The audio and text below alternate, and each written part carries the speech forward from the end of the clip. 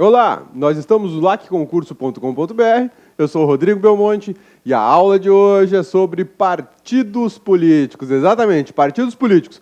Ano de eleição, nada mais interessante do que a gente conversar sobre partidos políticos. A aula passada, a gente falou sobre direitos políticos, capacidade ativa, capacidade passiva, quem pode ser eleitor, quem pode se candidatar, condições de elegibilidade, né? Regras de desincompatibilização e tudo mais. Na aula de hoje, a gente vai falar sobre os partidos políticos, o que são, como funcionam, para que eles servem, não é?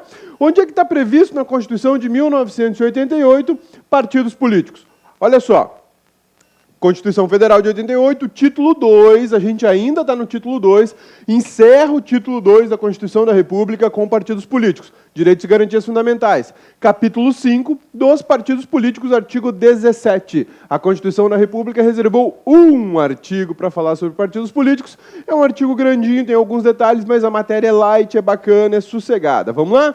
Olha só, o que o artigo 17 da Constituição Federal de 1988 fala sobre partidos políticos. Liberdade de criação, fusão, incorporação e extinção. Partidos políticos no Brasil existe uma liberdade para a criação de partidos políticos no Brasil. Eles podem ser criados, fundidos, juntados um no outro, separados, desmembrados, porque há uma liberdade político-partidária muito grande nesse país. A gente vai verificar o texto do artigo 17 na Constituição da República e vai confirmar essa informação. Olha só, é livre a criação, fusão, incorporação e extinção de partidos políticos, resguardadas a soberania nacional, o regime democrático, o pluralismo político, os direitos fundamentais da pessoa humana e observados os seguintes preceitos. A gente vai olhar depois os preceitos. Olha só, quando a gente fala em criação, fusão, incorporação e extinção, a gente está falando de mais ou menos partidos políticos no cenário político partidário brasileiro. No Brasil não existe limitação para a criação de partidos políticos. É por isso que tem mais partido político do que religião nesse país, né? E olha que tem muita religião aqui. Por que a gente tem essa quantidade exagerada de partido político e essa quantidade grande de religiões diferentes no Brasil?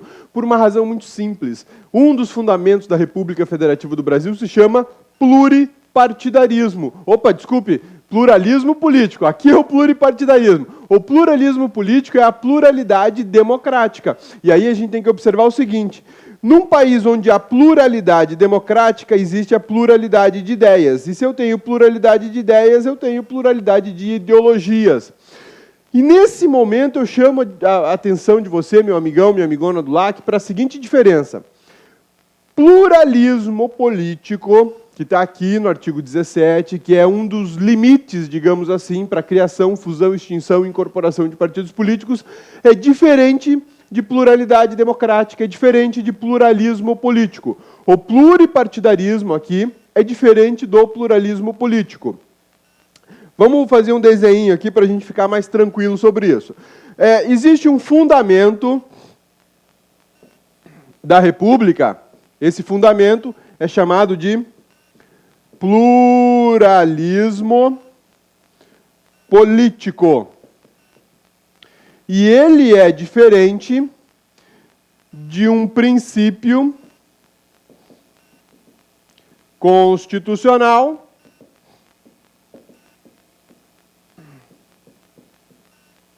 que é chamado de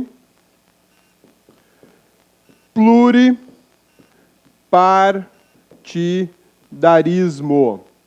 Olha só que bacana. Quando a gente fala que no Brasil existem diversos partidos em razão do pluralismo político, isso não está errado, Mas o correto, a ideia mais técnica, mais fundamental para justificar a existência de uma quantidade significativa de partidos políticos no Brasil, isso diz respeito, na verdade, ao pluralismo político, ao pluralismo partidário, né?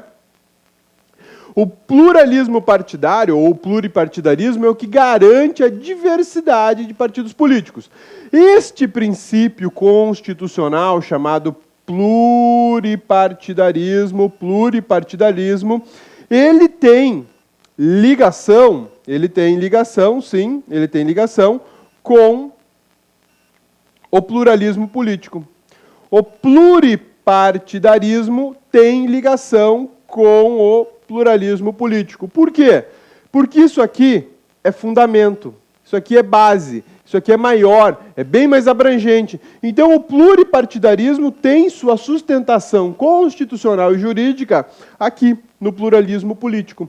Por que é que no Brasil, então, existem diversas religiões? Pluralismo político, que nada mais é do que pluralidade democrática. Por que é que aqui no Brasil existem diversos partidos políticos? Pluralismo político, sim, mas a ideia mais adequada, mais específica, mais fundamental está aqui. Essa é a justificativa técnica, pluripartidarismo. Posso dizer que os dois se complementam para garantir a existência de diversos partidos políticos. É por isso que a gente fala que no Brasil tem muito partido político, tem uma quantidade enorme. Nem sempre foi assim, nem sempre foi assim. A história recente mostra para a gente que nós tínhamos apenas 2 partidos políticos, um era chamado MDB e outro era chamado Arena. Esse bipartidarismo acabou. Hoje eu posso ter quantos partidos políticos for possível criar. Nos Estados Unidos existe hoje apenas 2 partidos políticos, só 2. Os democratas e os republicanos. No Brasil não. No Brasil a gente deve ter uns 40, 50, 60, não sei exatamente quanto, mas é mais ou menos nessa média. Por que eu tenho tanto partido político no Brasil? Basicamente 2 motivos. A gente vive numa pluralidade democrática, onde existe o pluralismo político, e dele surge um princípio constitucional chamado pluripartidarismo, ou pluralidade de partidos. Essa ideia é fundamental para a gente perceber que a pluralidade democrática exige mais de um partido político. Como é que ela garante isso? Garante pelo pluripartidarismo. Não vamos confundir os pluris aí, né? Um é pluralismo político e outro é pluralismo partidário ou pluripartidarismo, beleza? Tranquilo? Então vejam só. Quando a gente fala da liberdade de criação, fusão, incorporação e extinção de partidos políticos, eu sei que existe uma liberdade partidária nesse país, mas ela é uma liberdade absoluta? Ela está assim, plena, liberada, posso fazer o que eu quiser, criar quantos partidos eu quiser? Não. Não funciona exatamente assim. Essa liberdade não é plena, ela é relativa, ela sofre restrições. Quem é que cria restrições para a criação, incorporação, fusão e extinção de partidos políticos? A própria Constituição da República e o regulamento da criação de partidos políticos, né? A lei de partidos políticos. Olha só, por que eu falo que é uma liberdade relativa? Porque ela possui limites. Que limites são esses? O primeiro deles, soberania nacional. Isso está previsto no texto constitucional. Lá no artigo 17, olha só. Preceitos que devem ser observados para a criação, extinção, incorporação e fusão de partidos políticos. Caráter nacional, proibição de recebimento de recursos estrangeiros ou subordinação à entidade ou governo estrangeiro, né? Prestação de contas à justiça eleitoral, funcionamento parlamentar de acordo com a lei. Estes são os limitadores que a gente colocou aqui. Opa, cadê? Está aqui. Passou. Pronto. Esses são os limitadores constitucionais que a gente colocou aqui. Para você criar partido político, por exemplo, você tem que observar a soberania nacional. Por que a soberania nacional? Porque eu não posso criar um partido político que, de alguma maneira, coloque sob risco esse fundamento da República, que é a soberania nacional. Regime democrático. Leia-se aqui. Pluralismo político. Isso quer me dizer que eu não posso extinguir ou fundir partidos políticos em uma certa quantidade que coloque em risco a pluralidade democrática. Veja só que interessante. Se a gente tem no Brasil hoje a seguinte possibilidade, vamos supor que esse aqui é o universo de partidos políticos no Brasil.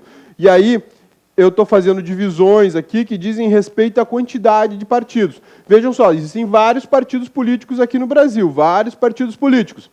Isso me indica a existência do pluripartidarismo, que está baseado no pluralismo político e na pluralidade democrática. Mas digamos que esses partidos resolvem se organizar e começam a extinguir-se, ou fundirem-se uns nos outros. Olha só, eu estou diminuindo a quantidade de partidos políticos.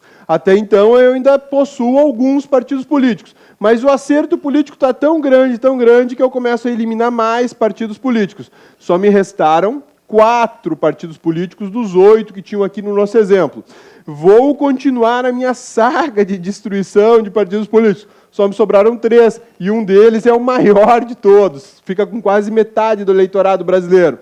Não satisfeito, eu vou eliminar. Opa! Eu já cheguei num grau que eu eliminei o pluralismo político. A pluralidade democrática acabou.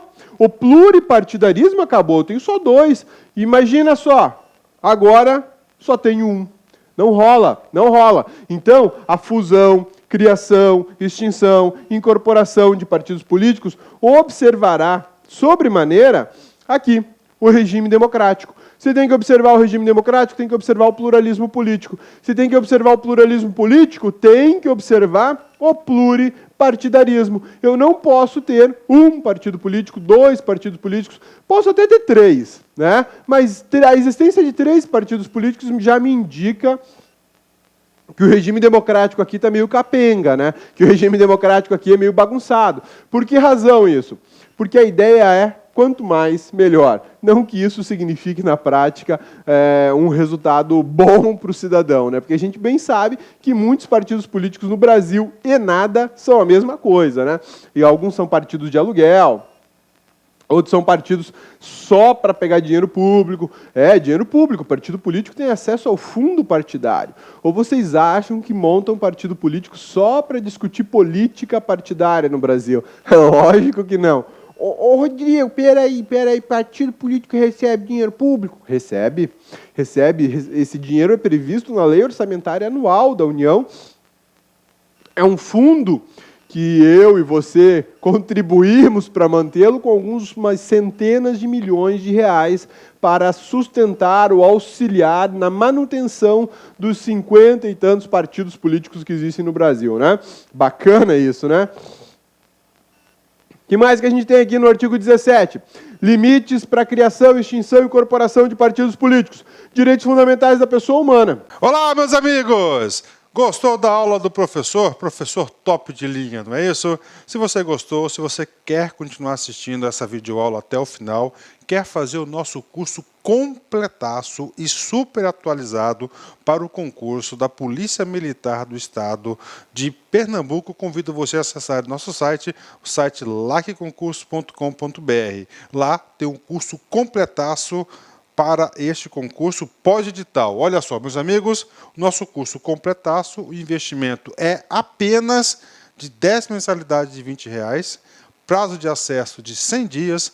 Durante esse período você poderá assistir quantas vezes quiser e na hora que desejar. Nós acreditamos muito no nosso curso, acreditamos muito na nossa prestação de serviços, que ano passado e o começo desse ano, nós já lançamos 4 turmas pré-editais. Claro, com a publicação do edital, nós lançamos agora a turma pós-edital.